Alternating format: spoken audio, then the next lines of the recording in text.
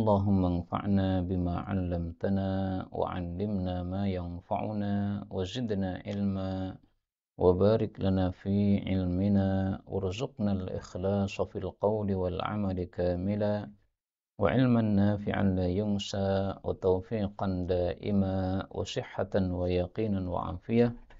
اللهم افتح لنا كل خير، اللهم اكفنا بحلالك عن حرامك وأغننا بفضلك عمن سواك، آمين يا رب العالمين. Alhamdulillah kaum muslimin rahimani wa rahimakumullah. Insyaallah ini adalah majelis terakhir kita untuk kitab Al-Arba'un Al-Buhtaniyah. Tersisa 10 hadis yang berkaitan dengan perintah untuk ukhuwah sesama kaum muslimin sehingga tidak terjadi kezaliman, termasuk juga tuduhan terhadap sesama kaum muslimin, karena hakikatnya hal ini adalah keinginan dari setan untuk memperpecah belah antara kaum muslimin. Mereka tidak menyukai kalau kaum muslimin bersatu sebagaimana yang diperintahkan oleh Allah Subhanahu wa taala. Maka untuk 10 hadis ini kita kasih judul Asyratu Ahadits, 10 hadis fi ukhuwatil muslimin, tentang ukhuwah kaum muslimin, wa tarki su'idzanni bihim, dan meninggalkan buruk sangka terhadap mereka. Nah, seringkali munculnya permusuhan disebabkan karena dimulai dari buruk sangka antar sesama kaum muslimin. Padahal para ulama mengatakan bahwa andaikan seseorang itu melakukan suatu keburukan yang zahirnya keburukan, tetapi masih ada kemungkinan ditafsiri baik, 70 kemungkinan tafsiran jelek, tapi satu tafsiran baik, ada kemungkinan satu tafsiran baik, kita harus dahulukan satu kemungkinan tafsiran baik tersebut. Bab yang ke-31, ya ma'syara man amana bilisanihi faqat, wahai seluruh orang-orang yang iman dengan lisannya saja, artinya belum iman sampai ke dalam hatinya.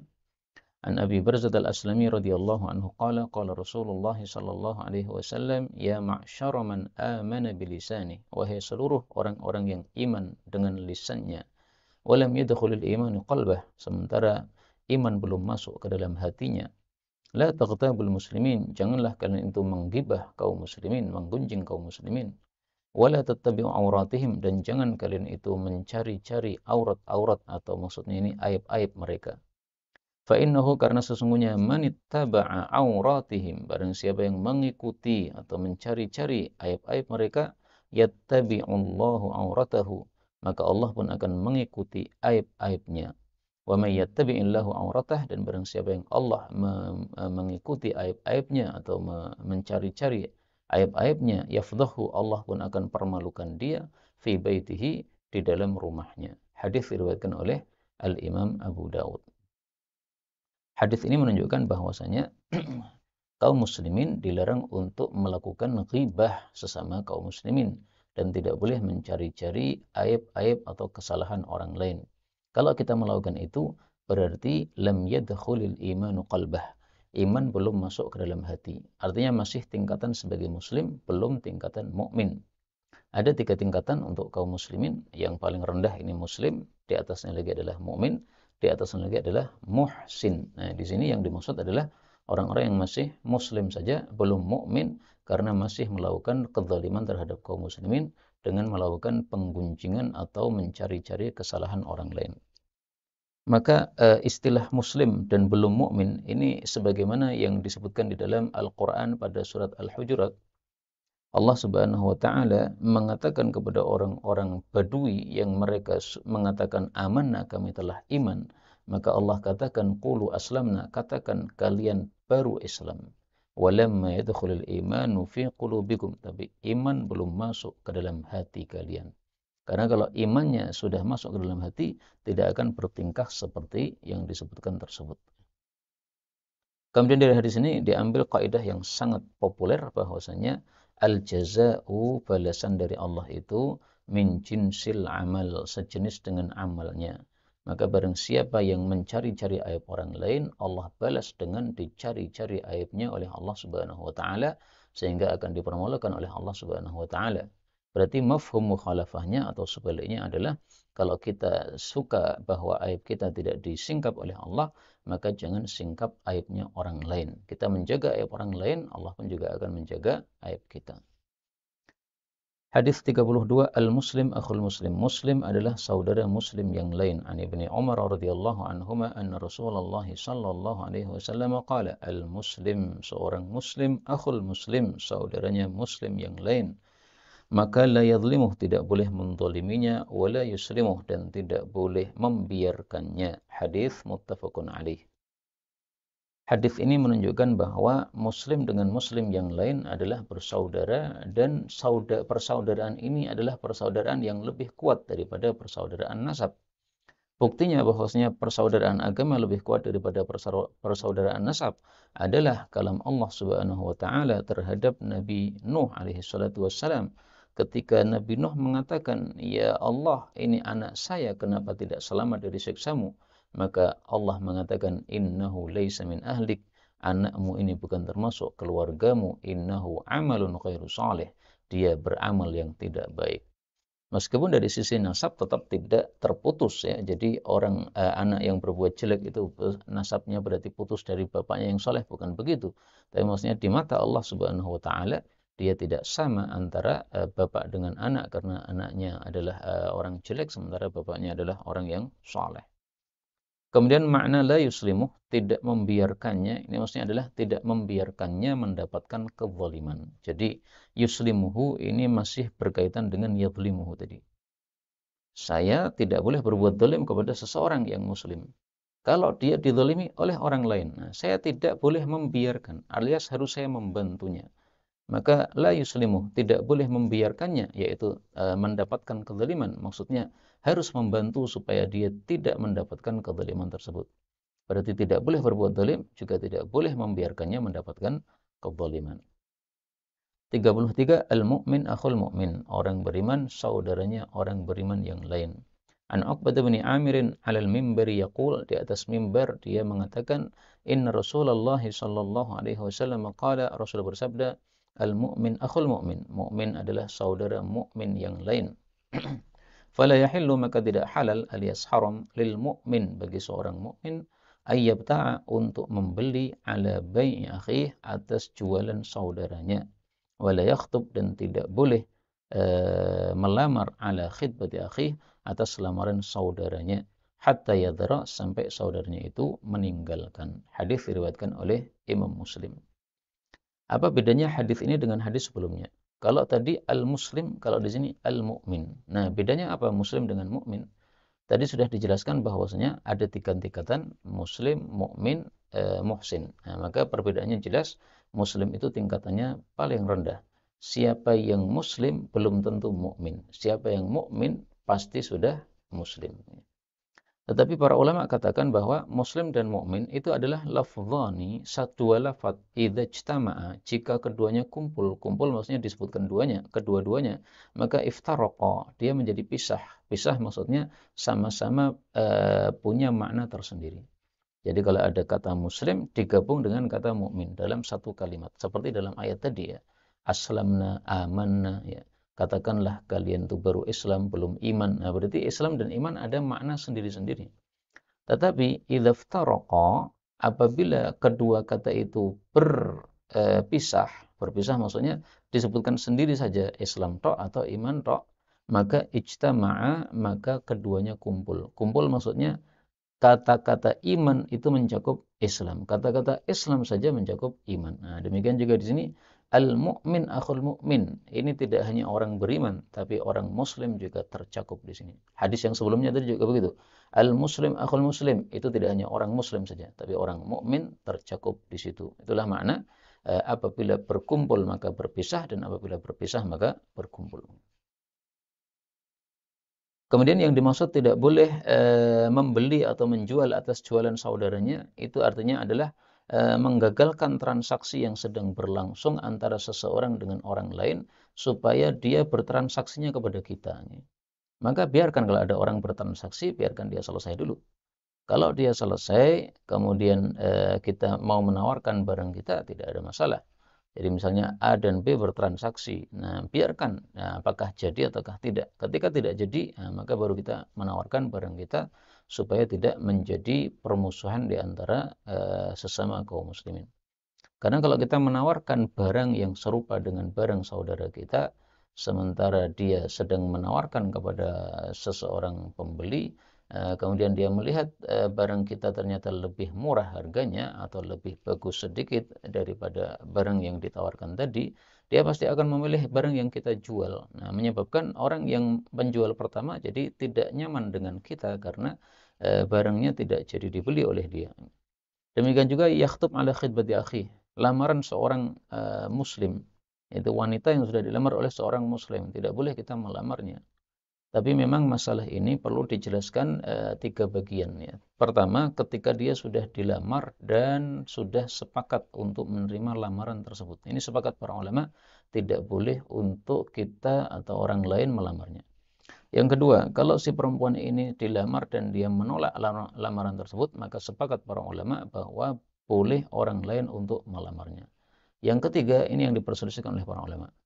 Bagaimana kalau seorang wanita dilamar oleh fulan, kemudian dia belum memberikan jawaban, tapi masih berpikir. Nah, bolehkah semasa berpikir ini untuk ada orang lain yang masuk memberikan lamaran? Di sini terjadi khilaf atau perselisihan pendapat di antara para ulama. Pendapat yang dipilih oleh guru-guru kami adalah hatta yadhar, sampai ditinggalkan. Berarti kalau belum ditinggalkan, maka jangan dilamar dulu. Tapi kalau pendapat Imam Malik rahimahullahu taala, ini bukan yang dimaksud dalam hadis ini. Kata Imam Malik bahwa perempuan yang belum memberikan keputusan seperti itu boleh dilamar oleh orang yang lain. Kata beliau, kalau dilarang untuk dilamar oleh orang yang lain, beliau katakan babu fasadin, itu adalah bisa merusak manusia, bisa merusak terhadap maslahat manusia. Karena seorang wanita kadang-kadang ya tidak menentukan menerima, itu bisa jadi karena dia masih menunggu lamaran yang lain. Kalau ada lamaran yang lain maka dia mau, kalau tidak ada maka dia tidak ada masalah dengan orang tersebut. Nah, maka sengaja dia tidak memberikan jawaban, barangkali selama dia berpikir tersebut akan ada lamaran yang kedua yang lebih maslahat untuk dia. Dan menurut saya wallahu alam bisawab, pendapat Imam Malik ini lebih masuk akal, apalagi ada dalilnya ketika Rasul sallallahu alaihi wasallam didatangi oleh Fatimah binti Qais. Dia mengatakan, "Ya Rasulullah, saya dilamar oleh 2 orang, yang pertama adalah Muawiyah, yang kedua adalah Abu Jaham." Maka Rasulullah malah memasukkan lamaran yang ketiga ya. Beliau katakan Muawiyah ini orang miskin, Abu Jaham ini suka mukul perempuan. Udah lamaran saya saja yang diterima, yaitu dia lamarkan untuk Usama. Akhirnya dia menikah dengan Usama. Nah, di sini Fatimah belum memberikan kepastian kepada lamaran yang pertama, malah sudah dimasuki oleh Nabi SAW dengan lamaran yang berikutnya. Wallahu a'lam bishawab. 34, al-mu'min lil mu'min kal bunyan. Orang mukmin dengan mukmin yang lain seperti satu bangunan. An Abi Musa al-Asy'ari 'an Nabi sallallahu alaihi wasallam qala, innal mu'min lil mu'min kal bunyan. Sesungguhnya orang beriman dengan orang beriman yang lain seperti satu bangunan. Apa maksudnya satu bangunan? Beliau jelaskan, yashuddu, menguatkan, ba'duhu, sebagian bangunan, ba'dan, kepada sebagian yang lain. Wasyabbaka, dan beliau mentasbik asabi'ahu, jari-jari beliau. Hadis muttafaqun alaih. Mentasbik itu adalah memasukkan jari pada jari seperti ini namanya tasbik. Ini maksudnya beliau menggambarkan dengan ucapan dan dengan perbuatan, dengan melakukan tasbik begini. Ini makna dari yashuddu, atau saling menguatkan. Maka dari hadis ini kita ambil pelajaran bahwa orang beriman dengan orang beriman yang lain tidak boleh saling merusak. Seperti bangunan itu tidak saling merusak, tapi saling menguatkan. Bagian bawahnya menguatkan bagian atasnya menguatkan bagian bawahnya. Ya, batu bata satu dengan yang lainnya ditempelkan sehingga saling kuat antar keduanya. Nah, makanya muncul istilah, para ulama mengatakan al-mu'min, orang beriman itu, qawiyun, menjadi kuat, bi akhihi, dengan sebab saudaranya. Mestinya begitu. Kalau dia sendiri dia lemah, tapi karena ada saudara-saudara yang lain dia menjadi kuat. Nah, jangan sampai ada saudara-saudara yang lain tetapi tidak ada fungsinya sehingga tidak menjadi kuat sama sekali. Ibarat sapu lidi ya. Kalau dia cuma sendiri satu lidi saja tidak akan kuat. Tapi lidi digabung menjadi sapu lidi, maka menjadi sesuatu yang kuat, bisa untuk menyapu banyak sampah. Itulah makna al-mu'min qawiyyun bi akhih. Ini hakikatnya diambil dari sabda Nabi sallallahu alaihi wasallam ini tadi. Kemudian supaya kita kuat, bagaimana ya? Allah Subhanahu wa taala menyebutkan dalam Al-Qur'an, wala tanaza'u fatafshalu. Janganlah kalian itu saling berselisih sehingga kalian akan menjadi tajbunu. Tafshalu itu tajbunu, yaitu menjadi apa? Tidak berani. Wa tadhhabu hukum, dan kekuatan kalian menjadi lenyap. Nah, maka umat Islam akan menjadi kuat apabila tidak saling berselisih.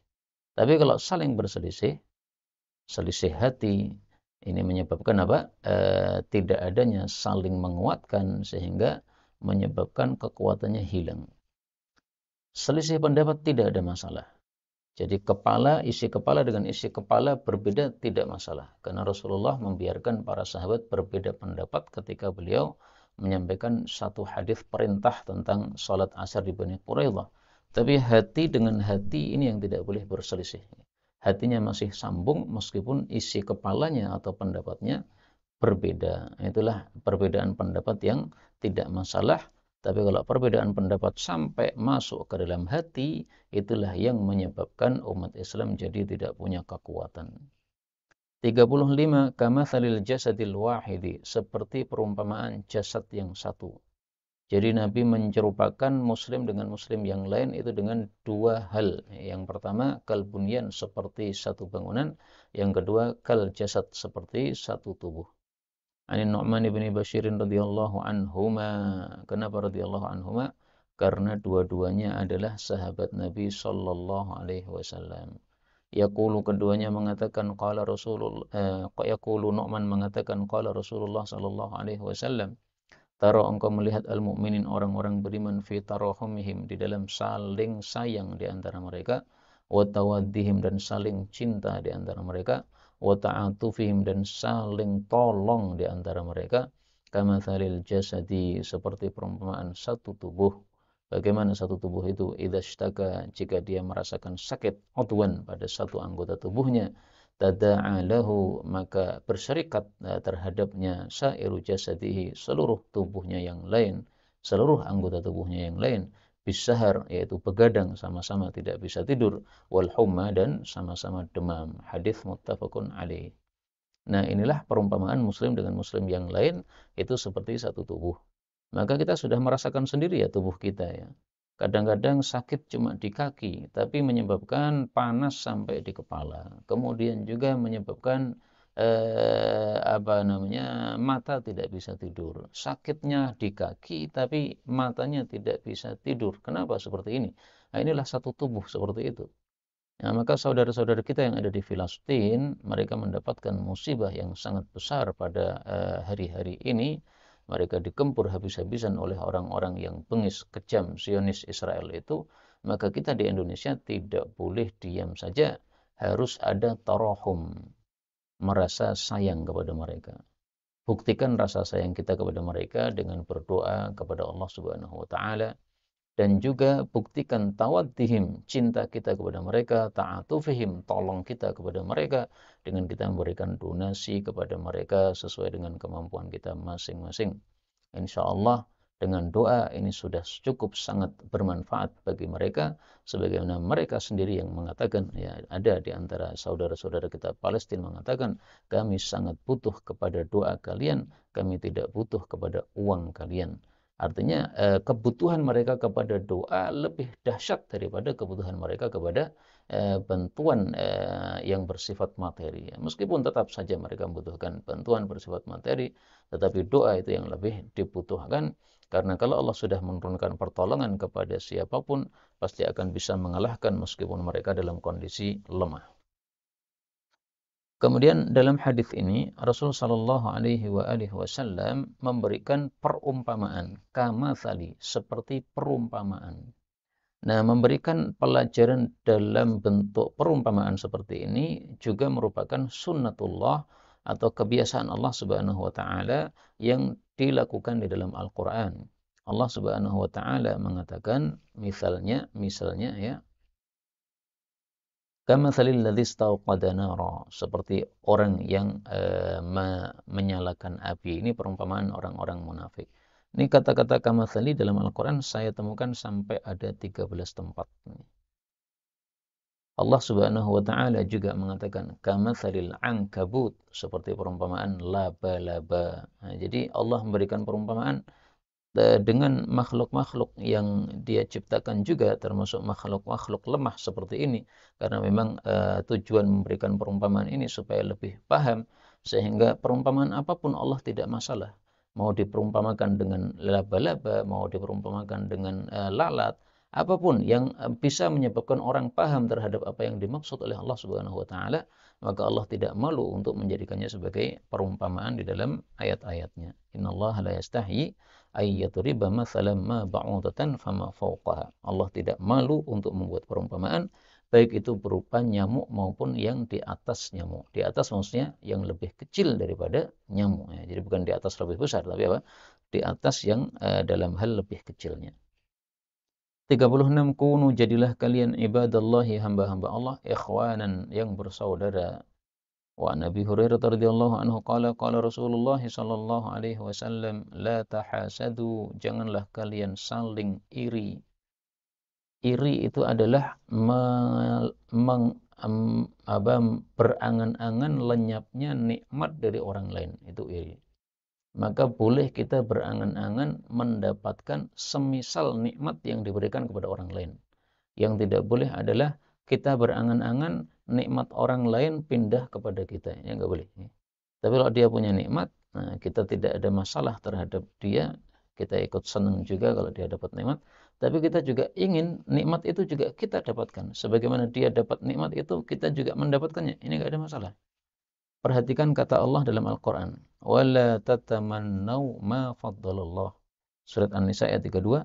Janganlah engkau berangan-angan sesuatu yang Allah berikan kepada orang lain. Allah tidak mengatakan, jangan berangan-angan semisal apa yang Allah berikan kepada orang lain. Maka berangan-angan semisal apa yang diberikan oleh Allah kepada orang lain tidak ada masalah. Tidak dilarang sama sekali. وَلَا تَبَغَضُوا, dan janganlah saling benci. Nah, saling itu berarti dua orang. Maka maksud hadis ini adalah kita tidak boleh memulai benci kepada orang lain dan tidak boleh membalas benci dengan benci. Ada orang lain membenci kita, nggak usah dibalas. Karena kalau kita membalas kebencian dengan kebencian, berarti kita sudah masuk dalam perangkap setan sebagaimana dia masuk dalam perangkap setan. Biarkan orang lain yang masuk dalam perangkap setan, tapi kita jangan sampai masuk dalam perangkap setan. Kalau bisa dia dinasihati supaya juga keluar dari perangkap setan tersebut.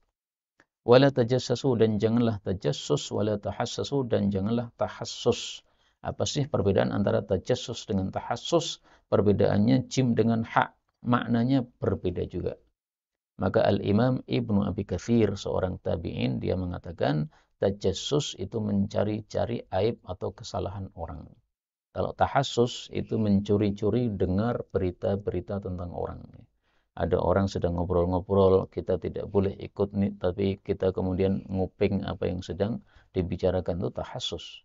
Jadi tajassus, cari-cari aib, tahassus, cari-cari ucapan orang atau berita tentang orang yang kita tidak boleh mendengar berita tersebut. Wala tanajassu, dan janganlah saling ngentul. Ngentul itu adalah menawar barang tapi tidak untuk dibeli, tapi menawar barang dalam rangka menipu pembeli yang lain.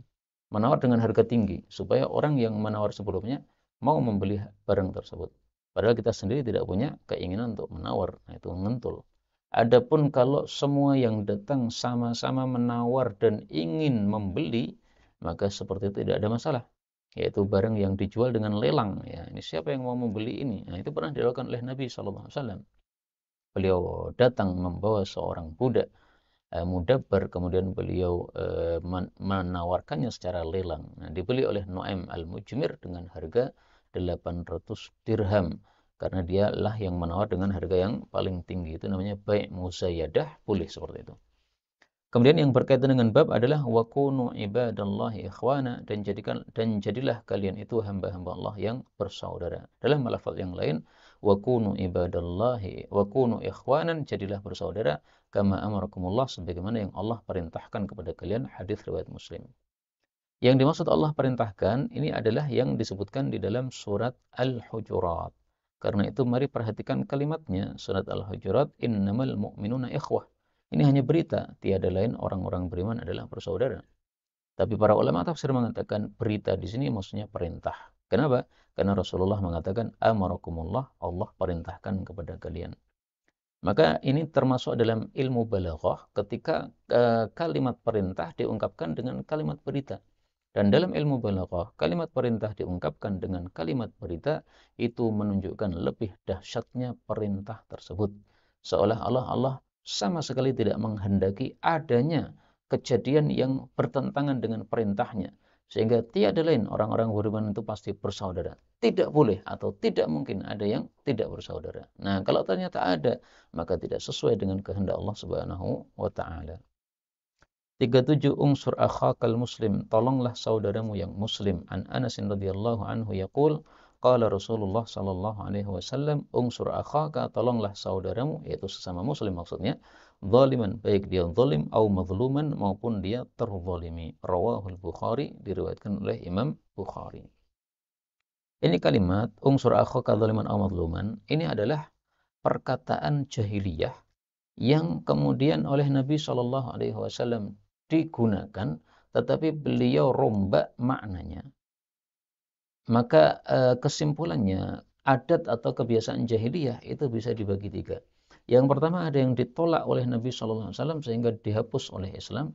Contohnya menikah poliandri, yaitu satu wanita nikahnya dengan lebih dari satu laki-laki. Kemudian yang kedua adalah adat jahiliyah yang diterima oleh Islam tanpa dirombak apapun. Contohnya misalnya diat 100 onta itu adalah dulu peninggalan jahiliyah tapi oleh Nabi, oleh Islam dipakai. Yang ketiga, peninggalan jahiliyah tapi yang diterima oleh Islam dengan cara diperbaiki atau dirombak dulu, termasuk ini. Ini kalau orang Arab jahiliyah mengatakan, tolonglah saudaramu, mau dia salah maupun tidak salah, pokoknya saudaramu tolong. Ini namanya sikap asobiyah. Nah, oleh Islam kalimat ini tetap dipakai, tetapi maknanya diperbaiki. Bagaimana maknanya? Itulah yang disebutkan pada bab berikutnya, 38. Kaifa nansuru zalim? Bagaimana kita menolong orang yang zalim, al-muflis, yang bangkrut karena zalim kepada orang lain, maka di akhirat akan bangkrut. An Jabirin radhiyallahu anhu qala Rasulullah sallallahu alaihi wasallam. Titik dua ini berarti singkatan ya. Wal yansurir rajul, dan hendaklah seseorang itu menolong akhahu, saudaranya, zaliman, baik dia zalim atau mazluman atau dia terzalimi. Nah, dalam riwayat yang lain, sahabat bertanya, "Ya Rasulullah, kalau saudara kita terzalimi, okelah kita tolong. Tapi kalau dia zalim, masa ditolong? Bagaimana menolong orang zalim?" Nah, beliau jelaskan, in kana zaliman, kalau dia berbuat zalim, falyanhahu, maka hendaklah dia melarangnya, yaitu melarang dari kezaliman tersebut. Fa innahu lahu nasrun, maka sesungguhnya itu adalah menolong dia. Kenapa melarang kok disebut menolong? Karena kalau kita melarang dia dan dia tidak melakukan kezaliman tersebut, berarti dia sudah terselamatkan dari kesusahan-kesusahan besok di akhirat. Nah, berarti kita sudah menyelamatkan dia dari kesusahan-kesusahan di akhirat. Jadi menolongnya bukan menolong saat di dunia ya. Hakikatnya kita melarang zahirnya kita melarang, tapi hakikatnya kita adalah menolong. Tapi maksudnya menolong besok di akhirat. Sebagaimana sabda Nabi SAW, al-zulmu zulumatun yaumal qiyamati. Sesungguhnya kezaliman itu akan menjadi kegelapan-kegelapan. Maksudnya kesusahan-kesusahan besok pada hari kiamat. Hadis muttafaqun alaih. Inna zulma zulumatun yaumal qiyamah. Nah, ketika ada orang berbuat zalim, saudara kita sama muslim, kemudian kita tangkap tangannya, kita larang, jangan berbuat zalim, dan dia kemudian pekeuh sama kita karena dia adalah saudara kita sesama muslim, akhirnya dia berhenti dari kezalimannya, nah, maka berarti dia sudah terselamatkan dari kesusahan akhirat ini. Wa in kana mazluman, kalau dia itu sedang terzalimi, falyansurhu, maka adalah dia menolongnya, yaitu menolong yang biasa dikenal oleh orang, menolong dari perbuatan zalim orang lain yang menzaliminya. Maka inilah keindahan Islam ya.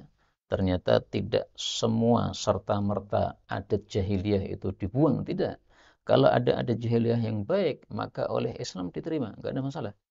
Adat jahiliyah yang buruk, maka oleh Islam ditolak.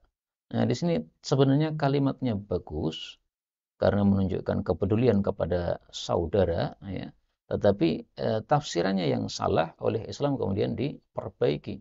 Kalau jahiliyah menafsiri dengan tafsiran asobiyah, yaitu kebangsaan, siapa namanya, paham kebangsaan yang tidak peduli apakah salah atau benar, yang penting itu bangsanya berarti ditolong, maka oleh Islam diganti dengan penafsiran yang lurus seperti ini tadi. 39, huwa sammakum, dialah yang telah memberi nama kalian al-muslimin, kaum muslimin, fa'ana muslim, maka saya pun seorang muslim, kafani tasmiyatu rabbi, cukup bagi saya penamaan dari pemelihara saya. Ini maksudnya adalah menyindir orang-orang yang tidak mencukupkan diri dengan nama muslim. Maka kalau saya muslim, panjenengan muslim, semestinya kita ini bersaudara. Meskipun pengajiannya berbeda, meskipun dari sisi fikih berbeda, ya, satunya mazhabnya Syafi'i, satunya mazhabnya Hambali, yang penting selama dia masih muslim, maka masih bersaudara. Lah bagaimana kalau dia muslim tetapi dia ahli bid'ah? Nah, ini banyak yang tidak paham. Ketahuilah bahwasanya dalam Islam diajarkan ada wala sama barok, ya. Wala cinta kepada sama muslim, barok benci kepada orang-orang kafir. Ini ada orang yang tengah-tengah, ya. Dia muslim tapi ahli bid'ah. Dia muslim tapi tingkahnya seperti orang kafir. Nah, maka bagaimana seperti ini? Para ulama yang ahli di dalam ilmu wala dan bara, mereka mengatakan bahwa orang yang seperti ini, karena dia mengumpulkan antara dua hal, yang satu baik, yang satu buruk, maka kita pun juga mengumpulkan wala dan bara. Dia sebagai muslim, maka kita masih wala kepadanya karena Islamnya. Tapi dia sebagai ahli bid'ah, maka kita bara terhadap bid'ahnya. Jadi walaknya terhadap Islamnya, baroknya terhadap bid'ahnya. Ini adalah sikap yang adil yang diajarkan oleh Allah dan Rasulullah Sallallahu Alaihi Wasallam. Nah, bisa dibaca masalah ini dalam buku dari guru kami Al-Imam Al-Syekh Ibrahim Ar-Ruhaili hafizahullah taala. Beliau seorang ulama yang memang memfokuskan diri untuk membahas masalah-masalah seperti ini. Karena banyaknya orang yang tidak paham bagaimana melakukan wala dan bara yang diajarkan dalam Islam tersebut. Anil Harits al-Asy'ari radhiyallahu anhu anna Nabiy sallallahu alaihi wasallam qala fad'u bi da'wallah. Panggillah dengan panggilan dari Allah allati sammakum, yang Allah beri nama kalian. Yaitu tiga namanya, ya. Al-muslimin, al-mu'minin, ibadallah. Adalah kalian itu orang-orang muslim, kalian itu orang-orang mukmin, kalian itu hamba-hamba Allah. Maka kita panggil sesama muslim, ya, meskipun beda kelompok, tapi kalau masih muslim, ya berarti saudara kita. Masih mukmin berarti saudara kita. Masih hamba-hamba Allah, yaitu orang-orang yang taat kepada Allah, berarti masih saudara kita. Sammakumul muslimin, ini disebutkan dalam surat Al-Hajj. Nanti bisa dilihat pada surat Al-Hajj ayat 78, ya. Huwa sammakumul muslimin, Allah beri nama kalian dengan nama muslimin. Adapun nama mukminin bisa dilihat pada surat An-Nur ayat 31. Wa tubu ilallahi jami'an ayyuhal mu'minun. Taubatlah kalian semuanya kepada Allah, wahai orang-orang beriman. Nah, di sini Allah memberi nama kita mukminin. Adapun ibadallah disebutkan pada surat Al-Ankabut. Allah mengatakan ayat 56, ya ibadiyalladzina amanu, wahai hamba-hambaku yang beriman. Nah, dipanggil dengan nama ibadi, berarti ibadallah. Maka nama kita ini tiga, ya. Muslim, mukmin, ibadallah. Sehingga tidak boleh seseorang itu mengetes saudaranya, ya. Kamu ini apa namanya, pemahamannya bagaimana, kamu ini mazhabnya ikut apa. Mengetes seperti itu menurut para ulama adalah bid'ah. Boleh kita bertanya, tapi bukan untuk mengetes, ya. Karena biasanya orang-orang mengetes itu dalam rangka untuk menampakkan wala dan baroknya. Kalau dia mazhabnya seperti saya, maka saya wala. Kalau dia mazhabnya beda dengan saya, maka saya barok. Enggak perlu begitu, ya. Selama dia tidak menunjukkan keburukan, maka kita sikapi dengan sikap yang baik. Adapun kalau menunjukkan keburukan, nah, maka kita baroknya terhadap keburukan saja, bukan terhadap semua totalnya, padahal dia punya kebaikan dalam hatinya, yaitu kebaikan sebagai seorang muslim. Hadis ini diriwayatkan oleh Imam Tirmidzi dan disahihkan olehnya dengan mengatakan qala Muhammad bin Ismail, berkata Imam Bukhari, Al-Harits al-Asy'ari lahu suhbah, dia seorang sahabat Nabi, wa lahu ghairu hadzal hadis, dan dia punya hadis lain selain hadis ini. Maksudnya dia meriwayatkan hadis yang lain juga ada, meskipun tidak banyak yang diriwayatkan. Bab terakhir, ya, bab 40. Al-muflis, orang yang bangkrut itu, yaitu yang zalim kepada orang lain. La yanfa'uhu, tidak akan berguna baginya alfu dalilin, 1000 dalil pun. Fallahumma, maka ya Allah, aslih, perbaikilah al-muflisin, orang-orang yang bangkrut tersebut.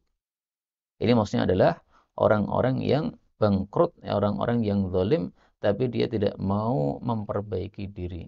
Orang-orang yang zalim yang sebabnya adalah kesombongan.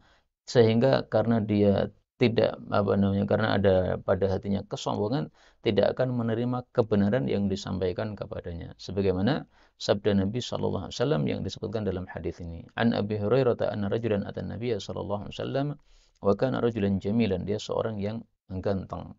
Faqala ya Rasulullah, dia mengatakan, wahai Rasulullah, inni rajulun, sesungguhnya saya seseorang, hubbiba ilayal jamal, disenangkan kepada saya keindahan. Wa u'titu, dan saya diberi, maksudnya oleh Allah, minhu, dari kegantengan, ma tara, apa yang engkau lihat. Hatta, sehingga ma uhibbu, saya tidak suka, ayyafuqani ahadun, bahwasanya ada seorang yang melebihi saya. Imma qala, ada kalanya dia mengatakan bisyiraki la'ni, dalam hal serampat sandal saya. Wa imma qala, ada kalanya dia mengatakan bisyis'i na'li, dengan tali sandal saya. Afa minal kibr, apakah termasuk sombong, dzalika, hal itu? Qala, beliau mengatakan, la, tidak. Walakinnal kibra, akan tapi sombong itu adalah man batara. Di situ tertulis batira, diganti aja ya. Yang benar adalah batara, taknya di fathah. Man batara, orang yang menolak al-haqqa, kebenaran, wa qamata, dan meremehkan an-nasa, para manusia. Hadis diriwayatkan oleh Al-Imam Abu Dawud. Jadi orang-orang yang berbuat zalim, kenapa sebagian mereka itu tidak mau menerima nasihat? Karena kezaliman yang dia lakukan itu disebabkan dari sebab kesombongan. Maka kalau sebabnya adalah kesombongan, maka dia akan batarul haqqa, menolak kebenaran. Kebenaran maksudnya sesuatu yang datang dari Allah Subhanahu wa taala dan datang dari Rasulullah sallallahu alaihi wasallam.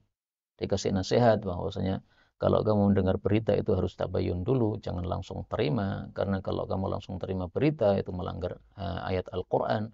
Dia tidak menerima nasihat tadi. Enggak, ini berita sudah valid, padahal dia belum mentabayuni berita itu, tapi sudah mengatakan sebagai berita yang valid, padahal tabayun diperintahkan oleh Allah Subhanahu wa taala. Ini munculnya gara-gara kesombongan.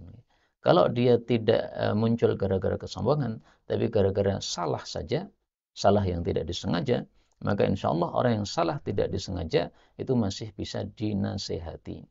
Karena itu ringkasnya, ketika ada orang berbuat dolim kepada kita dengan tuduhan maupun yang lain, ya, maka ada dua kemungkinan. Kemungkinan pertama, dia sebenarnya orang baik, tetapi karena salah berita yang masuk, kemudian dia masih bisa menerima berita yang benar, maka silahkan dinasihati. Tapi kalau dia tidak mau mendengar berita yang benar, dia maunya benar sendiri, pokoknya apa yang datang dari saya atau kelompok saya adalah kebenaran, maka seperti itu tidak ada gunanya untuk kita memberikan nasihat. Kalau sudah tidak ada gunanya untuk memberikan nasihat, maka kembalikan kepada Allah. Inilah doanya, Allahumma aslih al-muflisin. Ya Allah, perbaikilah orang-orang yang bangkrut tadi. Kalau Allah menghendaki diperbaiki, akan diperbaiki oleh Allah Subhanahu wa taala. Kalau Allah menghendaki mereka mati dalam keadaan bangkrut, yaitu juga kehendak Allah Subhanahu wa taala. Semuanya pasrahkan kepada Allah. Tidak usah kita ambil pusing terhadap apa yang dikehendaki oleh Allah terhadap mereka, karena takdir dari Allah itu adalah min asrorillah, itu termasuk dari rahasia-rahasia Allah Subhanahu wa taala. Inilah kaum muslimin rahimani wa rahimakumullah, beberapa hadis, 40 hadis yang dapat kita baca dalam buku ini. Dan sebagaimana biasanya buku ini ditutup dengan wallahu taala a'lam wa ilmuhu atam. Allah lebih paham dan ilmunya lebih sempurna. Artinya kalau di sini ada kesalahan-kesalahan, wajarilah, ini adalah tulisan manusia. Walhamdulillahi ala tamam, dan segala puji bagi Allah atas sempurnanya buku ini. Warzuqna husnul khitam, dan mudah-mudahan kita semuanya diberi husnul khatimah. Jadi sebagaimana kita diberi kesempatan oleh Allah untuk menyelesaikan buku ini, maka ini adalah satu kebaikan ya, mempelajari satu kitab sampai selesai. Demikian juga kita mengharapkan ini adalah tafaulan, bahwa akhir hayat kita pun juga ditutup dengan kebaikan, yaitu dengan husnul khatimah. Dan buku ini sudah saya kasih penjelasan atau syarah atau ta'liq ya, sampai pada kalimat ini. Ini penjelasannya selesai pada bulan Jumadil Akhirah 1445 atau November 2023. Dan buku ini yang sudah saya syarah ini bagi yang menghendakinya bisa di-download pada Telegram kami sebagaimana biasanya ya, Kotob Jawi atau Kutub Arabiyah lil Indonesiyin. Nah, di situ ada kitab-kitab berbahasa Arab yang kita tulis baik dari teman-teman kita maupun dari saya sendiri maupun dari siapapun orang Jawa yang menulis bahasa Arab yang kita temukan filenya itu kita masukkan dalam grup Telegram tersebut. Inilah kaum muslimin rahimani wa rahimakumullah, benarnya dari Allah Subhanahu wa taala, dan kalaupun ada salahnya fa astaghfirullahal azim li wa lakum walhamdulillahi rabbil alamin. Insyaallah ketemu lagi pada kajian-kajian kitab-kitab yang lain. Wassalamualaikum warahmatullahi wabarakatuh.